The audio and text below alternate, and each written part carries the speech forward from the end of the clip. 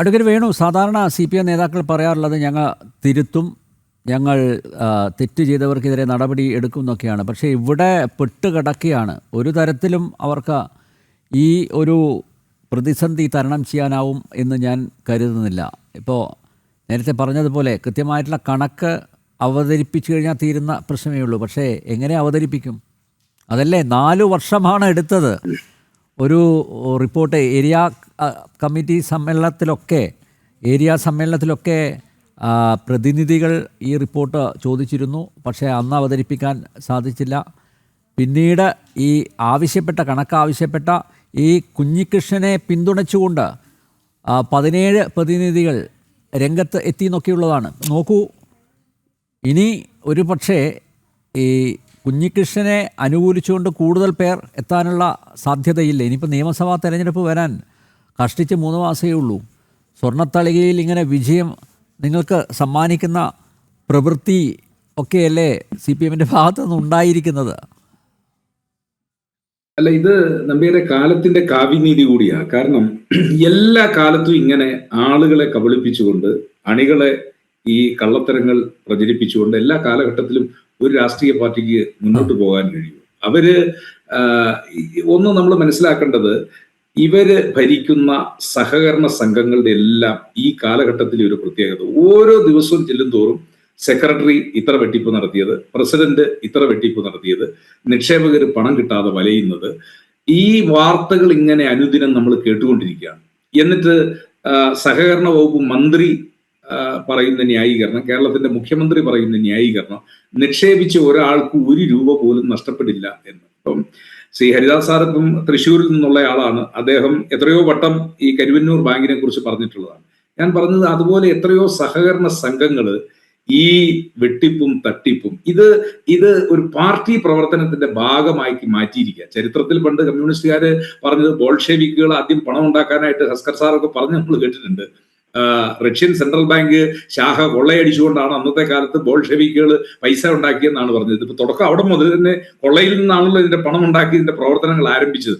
ഇത് ലോകവ്യാപകമായി ഇപ്പൊ ഇതിനെ ഒരു സിസ്റ്റമാക്കി മാറ്റിയിരിക്കുന്നു എന്നുള്ളതാണ്. എങ്ങനെയും പണം ഉണ്ടാക്കുക എന്നുള്ള ആ ഒരു എന്താ എന്ന് പറയുന്നത്, അങ്ങനെ ഒരു ആഗ്രഹത്തിലേക്ക് ഈ കമ്മ്യൂണിസ്റ്റ് പ്രവർത്തനം മാറിയപ്പോൾ അതുകൊണ്ടുണ്ടാകുന്ന ദുരന്തം. ഇപ്പം നമ്മൾ ചർച്ച ചെയ്തതാണല്ലോ, കളമശ്ശേരിയിലെ ഒരു ഏരിയ കമ്മിറ്റിയുടെ സെക്രട്ടറി അന്ന് കോവിഡ് കാലത്ത് പോലീസുകാരൻ വണ്ടി പുറത്തിറങ്ങി യാത്ര ചെയ്യാൻ പറ്റത്തില്ല, അതിന് നിരോധനമുള്ളതെന്ന് വെച്ചാൽ ഇപ്പൊ അദ്ദേഹം ചോദിക്കുന്നത്, എന്നെ നിങ്ങൾക്ക് അറിയത്തില്ലേ പേര് പറഞ്ഞതിന് ശേഷം? അപ്പോഴാണ് അറിയുന്നത് ഈ ഏരിയ കമ്മിറ്റി സെക്രട്ടറിക്ക് 5ഓ 6ഓ ഫ്ലാറ്റുകളാണ് ആ പ്രദേശത്തുള്ളത്. ഒരു ഏരിയ കമ്മിറ്റി സെക്രട്ടറിക്ക് എന്താണ് വരുമാനം, ഇല്ലെങ്കിൽ എന്താണ് സംവിധാനം? അപ്പം ഇതൊക്കെ എങ്ങനെ ഉണ്ടാകുന്നു എന്നുള്ളത് നമ്മൾ അത്ഭുതപ്പെടുകയല്ലേ.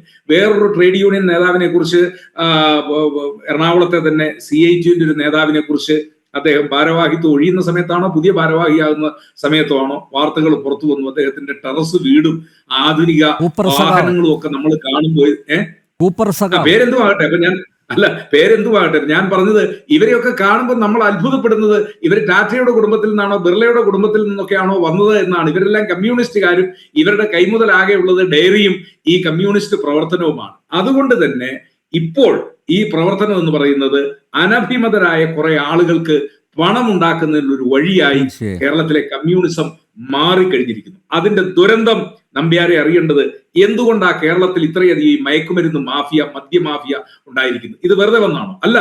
ഇവർക്കെല്ലാം മാത്യു കുഴൽനാടൻ ഒരിക്കൽ നിയമസഭയ്ക്കകത്ത് പറഞ്ഞു, കുറെ ആളുകൾക്ക് അവരുടെ രാഷ്ട്രീയ വളർച്ചയ്ക്കും ധനസമ്പാദനത്തിനും ഈ മദ്യ ലഹരി മാഫിയ അവർക്ക് പണം കൊടുക്കുന്നു, അവരെ സംരക്ഷിക്കുന്നു. ആ സംരക്ഷണത്തിന്റെ ഭാഗമായിട്ടാണ് അനുദിനം നമ്മൾ കേരളത്തിൽ കാണുന്നു 100 കിലോ കഞ്ചാവ്. ഒരു 20 കൊല്ലം മുമ്പൊക്കെ നമ്മൾ കാണുന്ന ഒരു ബീഡി പൊതിയുമായിട്ട് പിടിച്ചു, അല്ലെങ്കിൽ എളിയില് മടിയില് 2 ഗ്രാം 4 ഗ്രാം കഞ്ചാവ്. ഇപ്പൊ ഇതൊക്കെ പിടിക്കുന്നത് ടൺ കണക്കിന്, കിൻഡൽ കണക്കിന്, ടൺ കണക്കിന് സാധനമാണ് കേരളത്തിൽ. ഈ 3.5 കോടി ജനങ്ങളുള്ള ഈ കേരളത്തിലേക്ക് ഈ ടൺ കണക്കിന് കഞ്ചാവും ഈ മയക്കുമരുന്നും ഒക്കെ വരുന്നത് ഇത് വെറുതെ വരുന്നതാണോ? അല്ല. ഇത് CPMന്റെ ഓരോ പ്രാദേശിക ഘടകത്തിലും അവർക്ക് സംരക്ഷണം കൊടുത്ത് ഈ വിപണക്കാരും വിതരണക്കാരുടെ ഒരു ശൃംഖല പാർട്ടിയുടെ അകത്ത് പ്രവർത്തിക്കുന്നു. പൊതുപ്രവർത്തന രംഗത്ത് നിൽക്കുന്ന ഞങ്ങളെപ്പോലുള്ള ആളുകൾക്ക് അത് വളരെ കൃത്യമായിട്ട് അറിയാവുന്നതാണ്.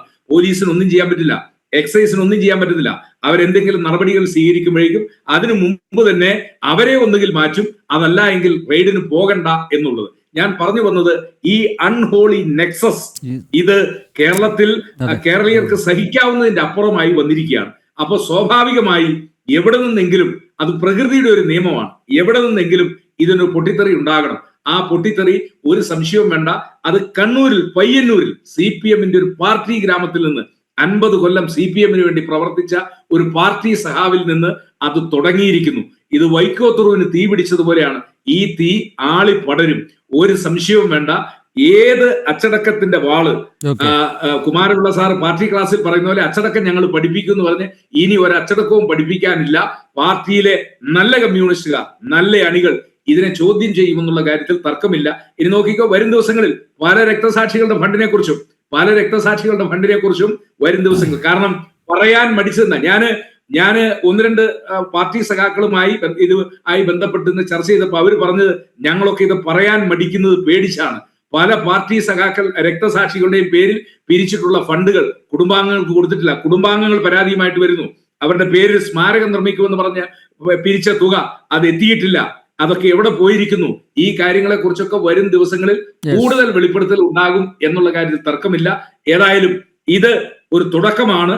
ഈ തുടക്കം ഒന്നുകിൽ കമ്മ്യൂണിസത്തിന്റെ ശുദ്ധീകരണത്തിന്, അതല്ല എങ്കിൽ ഇതെന്നേക്കുമായി ബംഗാളിൽ തീർന്നതുപോലെ, ത്രിപുരയിൽ തീർന്നതുപോലെ, ലോകത്തിന്റെ എല്ലാ ഭാഗത്തും തീർന്നതുപോലെ ഇതിന്റെ സ്വാഭാവിക അന്ത്യത്തിന് ചിലപ്പോൾ ഒരു തുടക്കമായിരിക്കും, ഒരു നിമിത്തമായിരിക്കും ഇത്.